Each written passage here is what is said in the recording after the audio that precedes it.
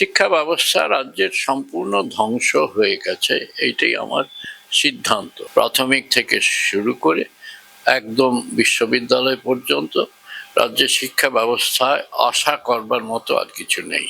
শিক্ষা ব্যবস্থা শেষ হয়ে যাচ্ছে, শিক্ষায় অপরিসীম দুর্নীতি ঢুকেছে, চাকরি অযোগ্যেরা চাকরি পেয়েছে, স্কুলগুলো সরকারি স্কুল উঠে যাচ্ছে, ছাত্রছাত্রীরা কলেজে যাচ্ছে না।